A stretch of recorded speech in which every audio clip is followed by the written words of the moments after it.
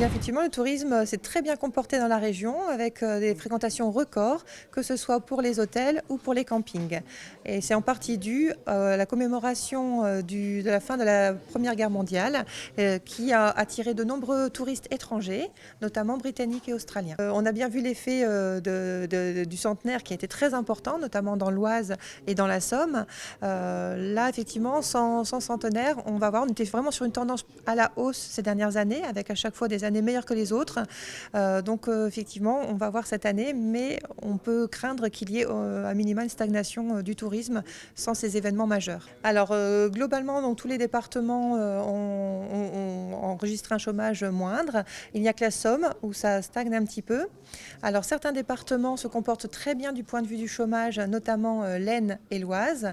Mais à savoir que pour l'Aisne, en fait, on est aussi sur une baisse de l'emploi. Donc, des aspects très positifs côté chômage qui baisse très fortement, mais aussi du côté de l'emploi avec des baisses fortes. Alors sur le nord, effectivement, on est là sur une hausse de l'emploi en 2018, donc contrairement aux autres départements qui ont perdu des emplois.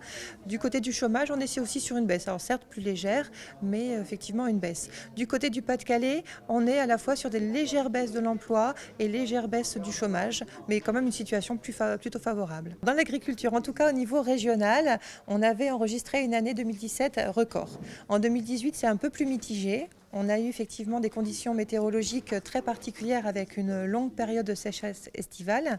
Et du coup, en fait, on a eu de moindres rendements, notamment pour les céréales, la betterave, les pommes de terre, dans des cultures phares de la région. On enregistre donc de moindres rendements, mais par contre, les cours ont augmenté. Donc c'est plutôt effectivement positif. Du côté des productions animales, là la situation est inverse du côté de la filière porcine, avec une production en hausse mais des cours moindres. Et du côté des vaches, le lait, on a plus collecté de lait, donc ça c'est positif. Mais effectivement, il y a eu moins de fourrage et donc plus d'envoi de vaches laitières à la réforme.